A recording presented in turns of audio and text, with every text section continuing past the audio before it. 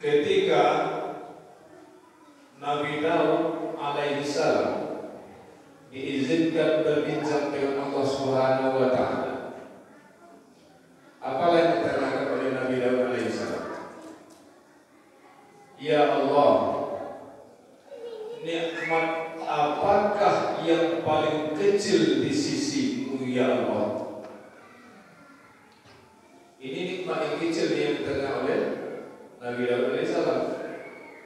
Lalu Allah menjawab, nikmat yang paling kecil di sisiku wahai Daud adalah nikmat nafas ruh yang masih melengket di dalam diri. Jadi Bapak dan Ibu, nikmat umur nafas yang kita nikmati hari ini di sisi Allah adalah nikmat yang terkecil.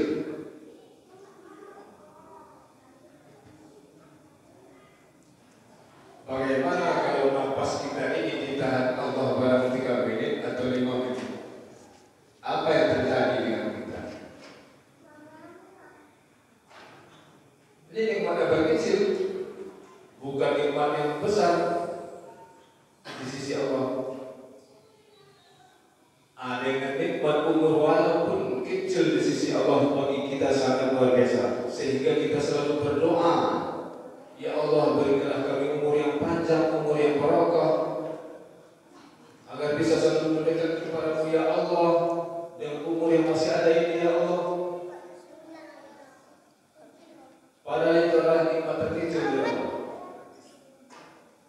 Lalu bertanya lagi Nabi Daud alaihissalam kepada Allah Subhanahu wa taala. Lalu ya Allah, nikmat apakah yang paling besar di sisimu ya Allah?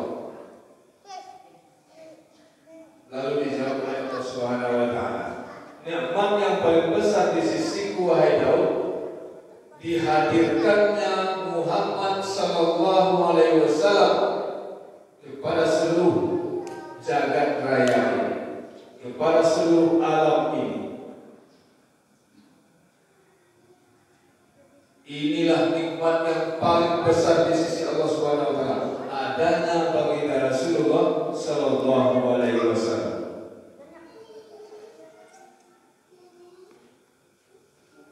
Makanya jangan tanggung kita kalau betul-betul mencintai baginda Rasulullah sallallahu alaihi wasallam.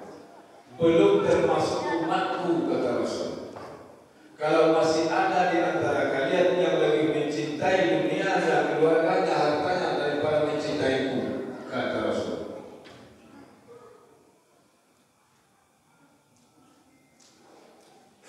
Nah, perbandingannya, mari kita tengok kepada diri kita masing-masing. Apakah cinta kita terhadap Rasul sudah sesuai dengan apa yang beliau sampaikan? Apakah kita betul-betul mencintainya, melaksanakan semua sunnah-sunnahnya? Contohnya sekarang ini ada kajian ini yang sangat disukai Rasul, karena Rasul sering menyampaikan kajian tausiah-tausiah kepada para sahabat, kaum muhajirin, kaum ansar. Nah, kita mendengar kajian pun tak mau, datang ke masjid pun malas, datang pun cuma melaksanakan sholat fardu saja, tanpa mau memahami lagi akan hakikat daripada agama kita ini. Kalau kita kupas ini Bapak dan Ibu, untuk bisa mendapatkan apa yang disampaikan Rasul, sallu kama ra'aitumuni usalli, maka kita akan bedah apa itu Islam. Untuk mendapatkan khusyuknya sholat, maka kembalilah kepada perintah Allah.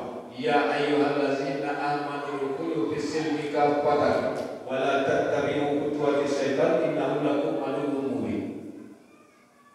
Hai orang-orang yang beriman, masuklah kalian ke dalam Islam secara kafah, secara total, secara keseluruhan. Apa dia? Bunyal Islam ala khamsin. Diciptakan Islam itu, didirikan Islam itu atas 5 dasar. Yang pertama,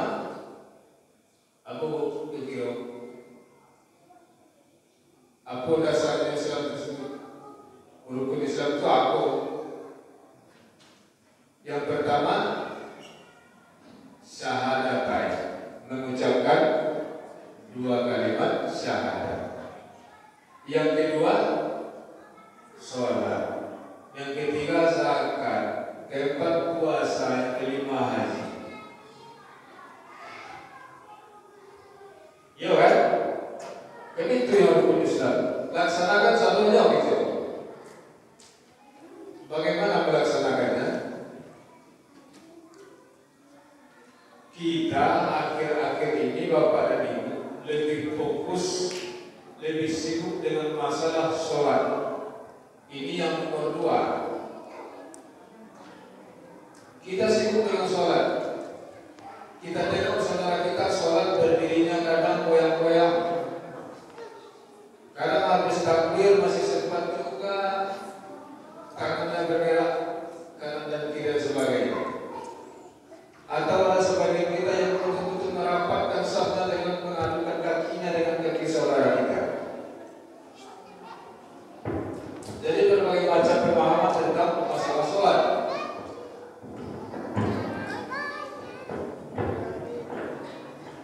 Dan kita terkadang merasa bahwa sholat yang kita laksanakan lebih sempurna dari saudara kita, tanpa mau lagi memahami apa yang pertama. Al-Quran memerintahkan di dalam Al-Quran, aqimus shalah, dirikan sholat. Kemudian wa'atu zakat, bayarkan zakat. Yang ketiga, yang keempat, kutiba alaikumus syiyam, puasa. Yang kelima, hajjul baiti man istata'a ilaihi sabila, melaksanakan ibadah haji bagi yang mampu. Lalu bagaimana dengan yang pertama? Dengan mengucapkan 2 kalimat syahadat adalah perintahnya di dalam Al-Quran.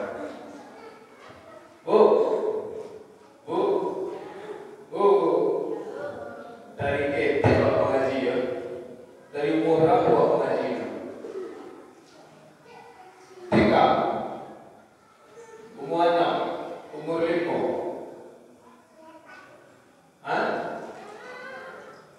Atau kadang kita berada mengaji. Taruh dari umur 6 ya, Pak ya. Dari ketik itu mengaji sampailah gaib wa'adik mengaji. Lah pernah ibu menjumpai atau bapak menemukan di dalam kitab Al-Quran ini perintah mengucapkan 2 kalimat syahadat? Ada tak? Ayo orang beriman ucapkan 2 kalimat syahadat? Tidak ada.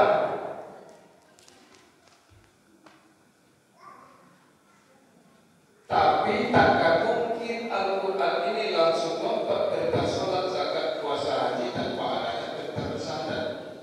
Ini yang harus kita pahami. Maka syahadatlah yang harus kita paham. Kalau yang pertama ini kita sudah paham, maka kita tidak akan ribut lagi masalah sholat. Kita paham dengan niat kita sholat. Jadi terkadang kita tak paham dengan kita sholat tuh. Contoh, ini contoh gampang ya bagi kita semuanya. Kita datang dari rumah, betul, datang dari rumah niat kemarin sholat berjamaah, betul. Usolli fardal maghribi, salasa raka'atin ma'muman lillahi ta'ala, mengikut imam karena Allah lillahi ta'ala. Kan itu niat awak sholat, iya tak? Sholat berjamaah itu niat kan? Ma'muman lillahi ta'ala. Kenapa di dalam pelaksanaannya kita tidak melaksanakan niat kita sesuai dengan yang kita niatkan? Niat kita mengikuti imam, ikutlah imam tersebut sampai imam selesai. Karena niat kita mengikuti imam itu sampai imam selesai dari sejarahnya. Bukan selesai Assalamualaikum saja, tidak. Mengikuti imam sampai imam selesai, keluar dari sejarah, keluar dari mihrabnya. Ini yang diajarkan oleh baginda Rasul. Di waktu Rasulullah menjadi imam, tidak ada satupun makmum ataupun jamaah yang keluar dari barisan, kecuali hanya 1 orang.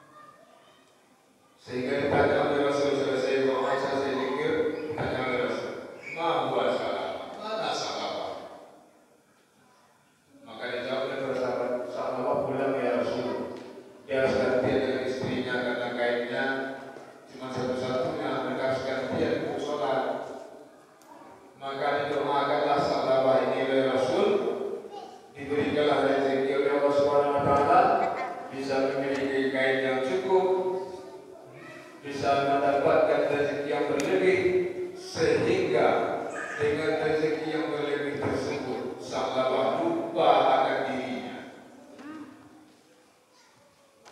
Dia tidak lagi datang ke masjid, tak lagi sholat berjamaah, sehingga tak lagi melaksanakan sholat. Sibuk dengan hartanya, sibuk dengan kekayaannya.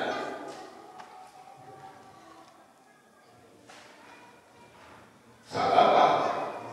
Nah sekarang muncul sahabat akhir zaman yang meninggalkan imam yang belum selesai dari sejadahnya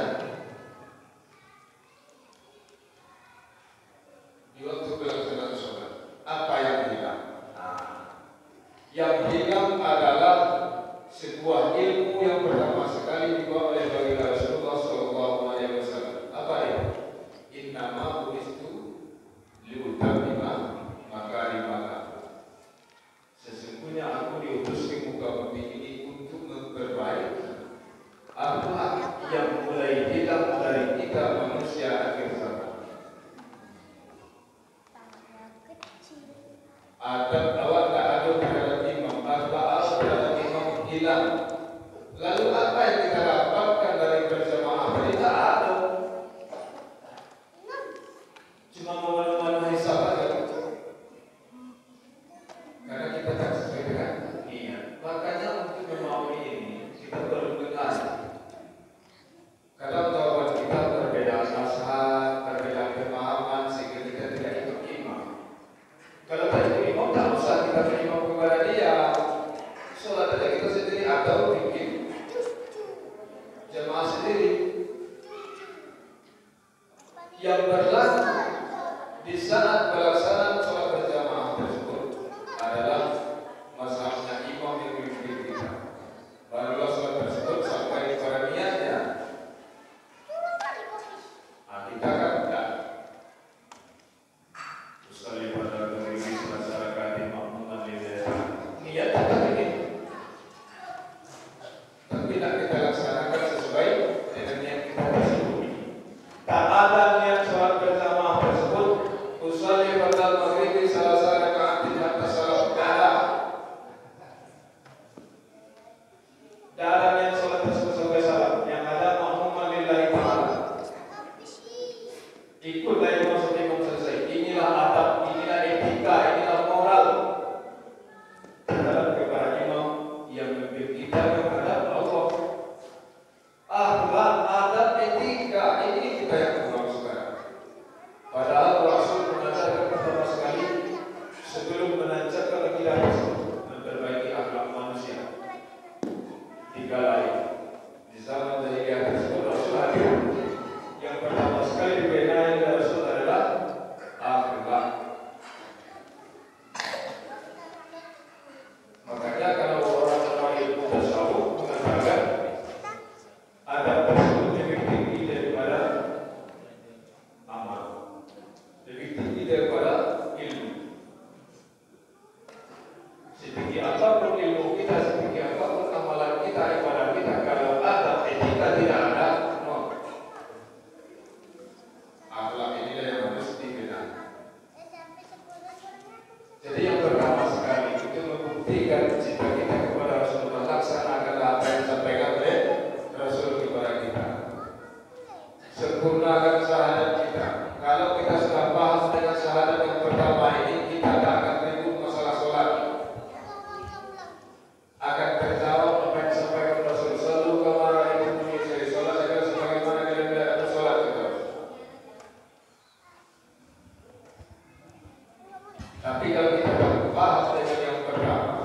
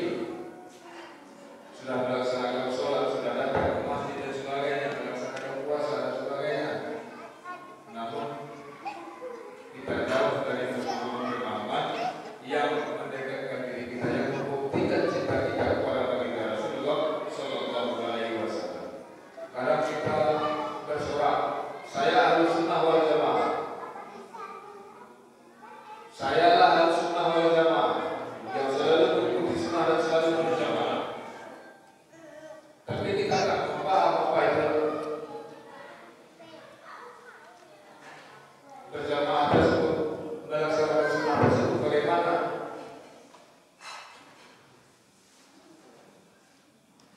Yang kita tengok kadang perubahan hanya dari segi yang nampak saja. Berubah kita mungkin pakaian kita agak dalam sedikit, pakai jubah dan sebagainya. Namun sunnah yang sebetulnya tersebut bagaimana kita betul-betul bisa melaksanakan apa yang Rasul laksanakan di dalam kehidupan. Inilah salah satu bukti kita kepada baginda Rasulullah Sallallahu Alaihi Wasallam. Mari sama-sama kita perbaiki, sama-sama kita tingkatkan kuantitas dan kualitas keimanan kita kepada Allah Subhanahu Wa Taala dan kepada Rasul. Tak mungkin kita sanggup melaksanakan semuanya apa yang diajarkan oleh Rasul. Setidak-tidaknya di dalam kehidupan sehari-hari ada sifat-sifat Rasul yang mungkin kita miliki di dalam melaksanakan setiap lagi kehidupan kita, apakah itu di dalam bekerja, beribadah, di dalam kehidupan sosial masyarakat. Contohnya dilaksanakan oleh Rasul. Rasul mengajarkan menjaga tali persatuan dan kesatuan, menjaga tali silaturahmi. Kehidupan kita di perpoyan ini, di penerbangan ini, kehidupan masyarakat kita boleh kita tengok melalui pelaksanaan sholat berjamaah. Kalau sholat berjamaah sesuai dengan yang diniatkan di dalam hati, maka kehidupan yang berlaku di masyarakat kita yang sesuai dengan yang kita laksanakan di dalam masjid.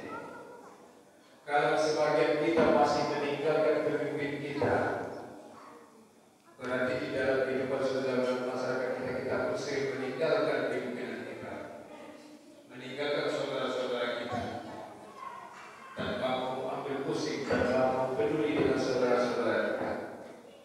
Maka untuk melaksanakan tersebut, menjaga tali persatuan dan kesatuan, menjaga ukhuwah Islamiyah, perbaiki sholat berjamaah kita. Ini yang saya disampaikan oleh para mubaligh ustaz. Perbaiki sholat, perbaiki sholat.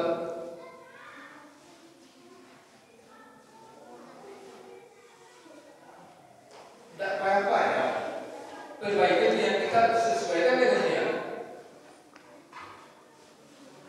Karena sesuatu itu tergantung pada niat. Kalau tidak sesuai niat, tidak sampai.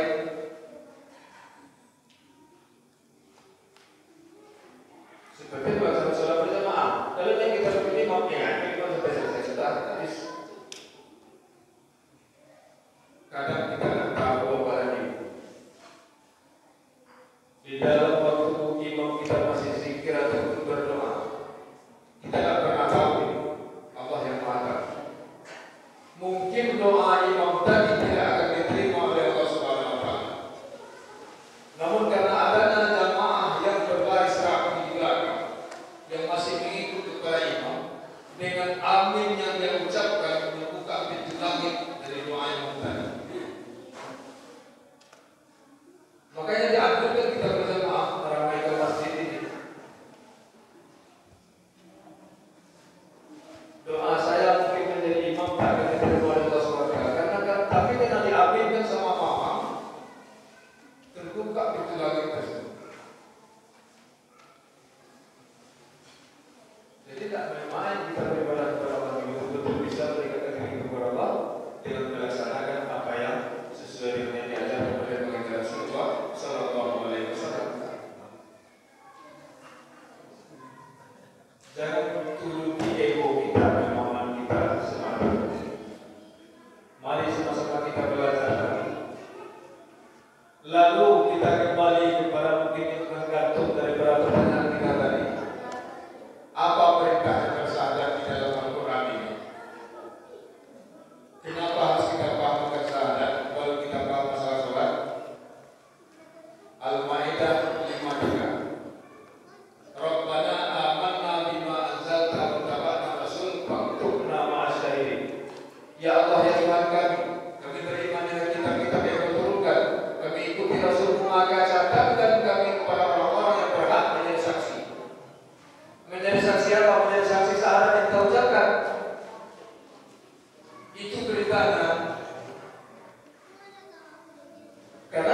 tersebut harus tercatat di depan Rasul.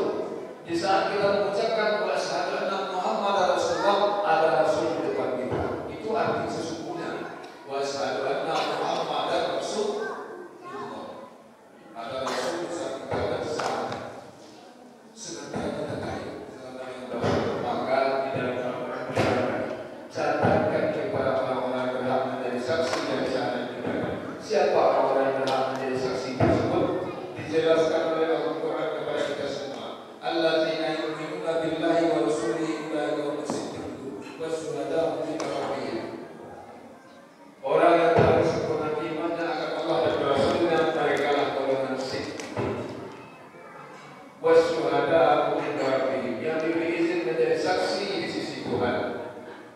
Kemudian apa lagi kelanjutannya? Ya ayyuhalladzina amanu taqullaha wa btaghu ilaihil wasilah. Carilah wasilahnya agar sampai kepada Rasul, agar tercatat kepada Rasul. Barulah ibadah tersebut bisa kita pahami apa yang disampaikan Rasul. Barulah kita paham bahwa sholat kita betul-betul sesuai dengan apa yang diajarkan oleh baginda Rasulullah SAW. Kalau kita tak mau memahami ini, maka kalau kita buka nanti bingung. Islam ini dia harus jelas, ijab kabulnya harus jelas, penerimaan ilmunya harus jelas dia. Contoh sekarang kita melaksanakan ibadah sholat dengan mengikuti mazhab Imam Syafi'i di Asia Tenggara ini, rata-rata seperti demikian. Betulkah Imam Syafi'i yang menurunkan langsung sholat ini kepada kita? Tidak kan? Melalui siapa kita dapat? Orang tua boleh jadi, guru kita boleh jadi, sekolah boleh jadi. Lalu pernahkah kita berpikir untuk mengucapkan atau mengirimkan Al-Fatihah untuk Imam Syafi'i yang sudah memberikan sholatnya kepada kita? Tidak ada kan? Berarti kita mencuri. Sholat yang kita laksanakan ini sholat hasil curian. Kira-kira barang curian kalau kita pakai untuk ibadah itu di mana? Tidak kan? Dipandang kajian Allah. Jadi perlu kita terus memahami, melaksanakan apa yang saya carilah caranya. Kalau bahasa Abdul Somad ini syaratnya harus jelas. Jadi sholat yang kita laksanakan tak lagi dengan kesombongan kita, tak lagi dengan ilmu kita, namun sholatlah sebagaimana yang diajarkan oleh Rasul. Ini masih masalah pelaksanaan yang saya ingat saja, apalagi masalah yang hakikatnya panjang kali. Bapak dan Ibu yang dalam fatwa untuk membuka kita pada malam hari ini sebagai awal kita untuk melaksanakan kita yang berikutnya di kumpul kita ini. Marilah sama-sama kita kuatkan lagi, kita tingkatkan lagi. Banyak-banyaklah kita untuk membaca apa saja, baik itu secara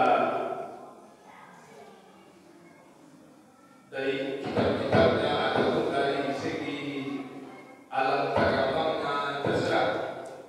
Banyaklah dibaca, banyaklah untuk selalu berusaha untuk memperbaiki daripada ibadah-ibadah kita. Panjang kajian tentang masalah ibadah ini. Makanya jangan pernah tinggalkan baginda Rasulullah. Dialah yang menjadi panutan kita, suri tauladan kita. Karena inilah nikmat yang paling besar dari sisi Allah Subhanahu wa Ta'ala. Tidak akan menciptakan bumi dan langit ini, wahai Muhammad, kalau tidak dengan kau. Karena Muhammad yang menciptakan bumi ini untuk kita. Maka menjadi nikmat yang sangat besar kita mendapatkan seorang panutan, seorang suri tauladan, yaitu baginda Rasulullah Sallallahu Alaihi Wasallam. Maka selalulah berselawat kepada baginda Rasul, selalulah berhubungan kepada baginda Rasul, dan selalu mengucapkan salam kepada kapan pun dan dimanapun. Jangan pernah lepas. Bahkan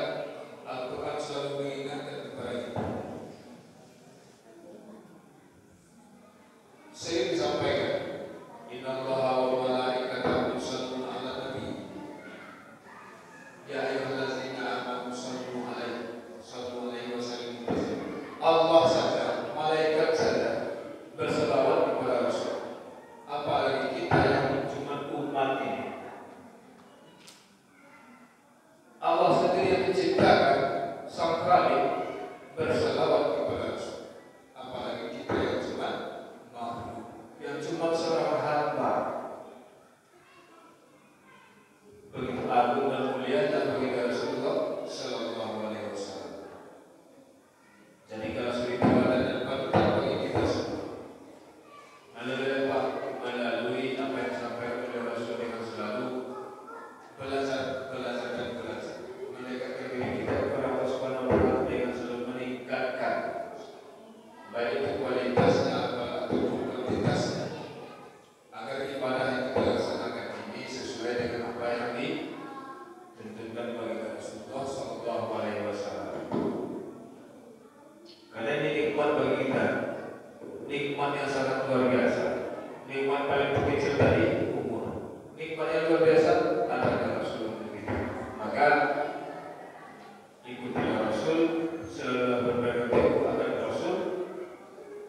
Apa yang dilakukan Rasul? Rasul belajar, Rasul berguru, Rasul dibimbing, maka kita pun harus dibimbing, harus berguru, harus mempunyai saksi. Barulah sholat tersebut bisa sampai kepada Allah